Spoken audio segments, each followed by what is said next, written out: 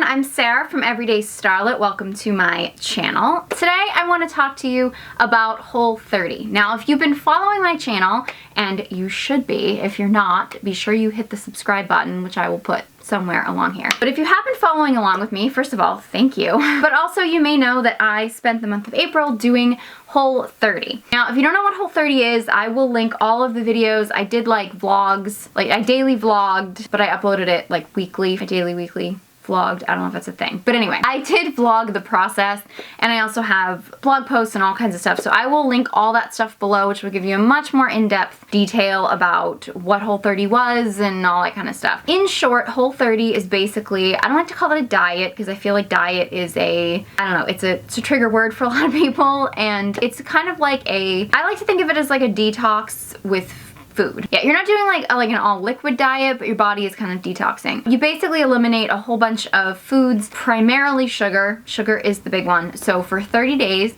you eliminate sugar, dairy, alcohol, happiness. No, that's not true. You can still eat potato. Potato is happiness. You can actually read up on their website with all the details and stuff like that. I can explain to you all about my weight loss journey. I have a whole video about it, so I will link that one to this video. Short summary if you're unfamiliar with my story. I have never been one of those people who was naturally thin, who is naturally in shape. I've always had to work at it. You know, I don't want anybody to think that I did this and that this health or anything comes easily to me. It does not. I'm Polish by nature, so we like to eat. Polish by nature, the worst rap song ever. Anyway, the main reason I wanted to do Whole30 was because my diet was pretty healthy, I would say. I mean, overall, generally speaking, I had a pretty healthy diet, but I just have not been able to lose weight. I've always struggled with trying to lose weight. It seemed like recently, no matter what I do, no matter how healthy I eat or how much I exercise, like I just could not seem to lose weight. It was kind of just, I felt like I needed to like jumpstart my body.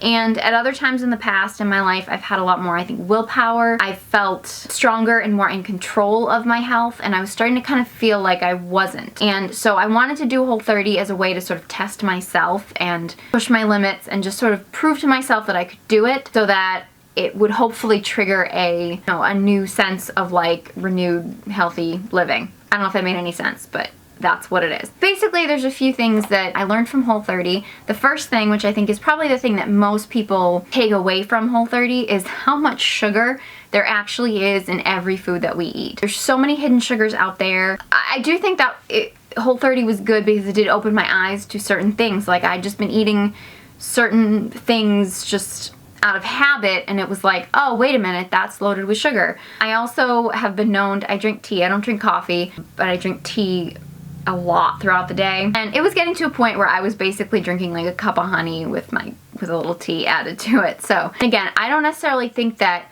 honey is bad for you. I'm a New Englander, so you can't take maple syrup away from me forever, but you just needed to take those sugars out of your diet for Whole30. And for me, I think it was a good wake-up call as to how much I was actually getting in my diet. Since stopping Whole30, I have introduced some sugars back into my diet. Some I haven't, because I discovered that I really didn't miss them. I found teas that are much more natural and they're naturally sweetened that I don't need to add sugar to. Not to say that putting honey in your tea is a bad thing, and sometimes I just want that. I don't do it non-stop every day, so like 4 times a day I'm having tea with a whole pile of honey in it.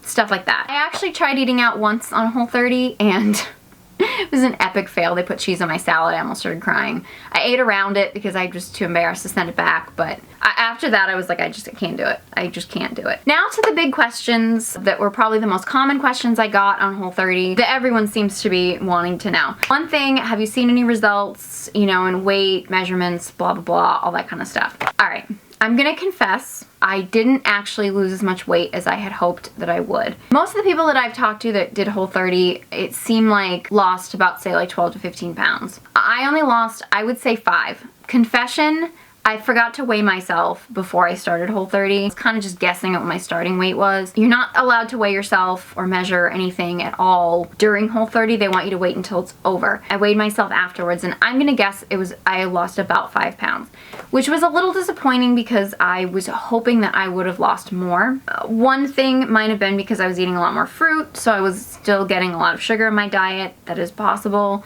I I don't know if that was a factor. I also was really afraid of doing a lot of cardio and things like that. I did go for some walks. I did yoga every day, usually about an hour of yoga every day. I didn't really get out to do a whole lot because actually the beginning of April here in New England, it was snowing, which was depressing. But anyway, so yeah, I was afraid of doing too much exercise. I'll go into a diet and then I'll go into an exercise routine and I'll like overdo the exercise and then I get too hungry and I can't sustain the diet and then I end up just being like, forget it. So for me, I was just focused on Whole30 and then I did the yoga kind of for like more of a body-mind thing and I went for some walks and stuff, but I think my body needed a little bit more exercise throughout the month, so that might have been another factor as to why I didn't lose as much weight as I had hoped that I would. One thing I will say, and I don't know if it's Whole30 connected or not, but my skin was looking amazing. It actually started to get a little weird, which I think is some of the products I've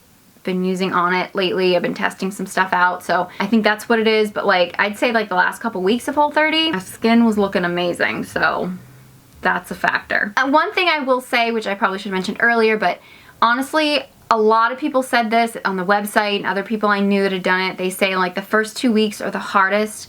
You go through the most struggle, and then after that, it's easy. I don't want to say it's easy, it's kind of annoying, but it does get a lot easier. And I was pretty melodramatic, like I was posting and stuff on social media, a lot of really melodramatic posts, and people are like, oh my god, this sounds like torture. And I'm like, it's not really, I'm just trying to be funny. Like, it's not. It really, like, the last couple weeks were not that bad. It's the starting point when you just feel like absolute misery. I thought I had the flu at first, which I've actually read is pretty normal because it's your body like detoxing from like all the sugar and the carbs it's used to getting. I will say if you can do it and stick it out for 2 weeks, you'll be good. Another factor why I think that it was a little easier for me, and another factor as to why I don't think I lost as much weight, is my diet to start with was quite healthy. It needed some tweaks here or there, but in general, I was eating very natural whole foods to start with. I cooked a lot of the foods myself, never eat junk food, I don't really eat candy and stuff like that. So for me, to start out, my body had less detoxing because it wasn't like detoxing like all kinds of sugary sodas, and which people keep telling me, I just want to say, people keep telling me like, you want to lose weight, just cut out the soda. I'm like, I haven't had soda in like 15 years, so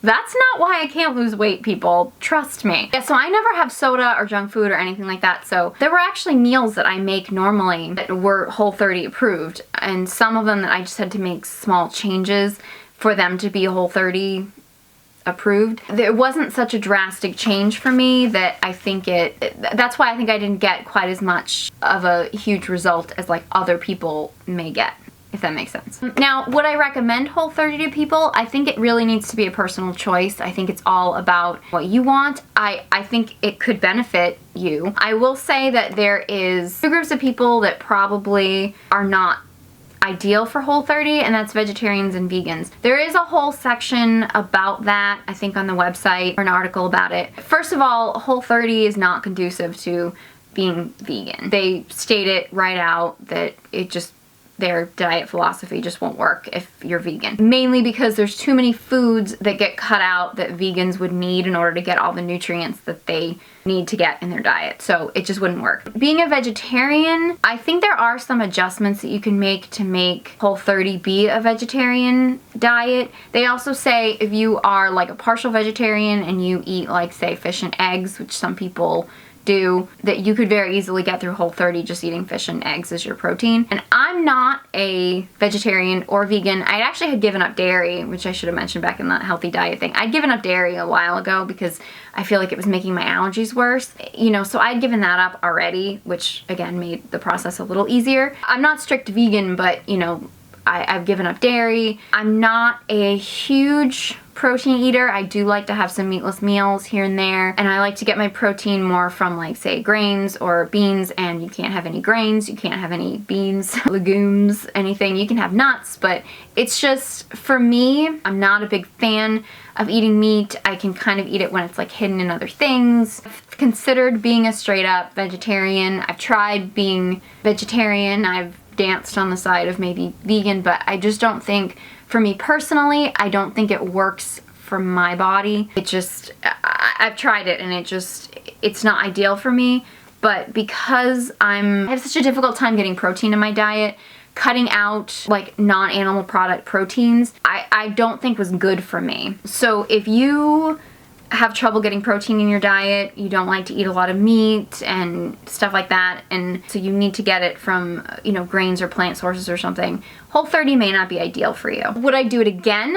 A lot of people say, because a lot of people do Whole30 and then they stop for a little while and then they do another round. Would I do it again? Probably not right away. I don't see myself doing it again. However, I wouldn't rule it out, but for me, I'm feeling better now that I can have, again, I can have more plant-based proteins. I missed my green smoothies, I'll be totally honest with you, because I use like a vegan protein in them, and that's not really Whole30 approved. So for me, it's like, it's not because I don't want to eat healthy, it's just because Whole30 is a bit restricting as far as me getting, I think, the nutrients that I need for my personal diet preferences and my personalness. I don't know what the word is, but I just don't necessarily think that Whole30 and doing multiple rounds of it and stuff is really gonna work for me. But I am going to take a lot of the things I've learned from Whole30, a lot of the foods I've discovered. I'm gonna take a lot of the stuff that I learned from Whole30 and I am gonna take it into my regular everyday life. I feel like it was a great kickstart for me. It got me really motivated. It got me sort of like this renewed feeling of wanting to pay attention to what I eat,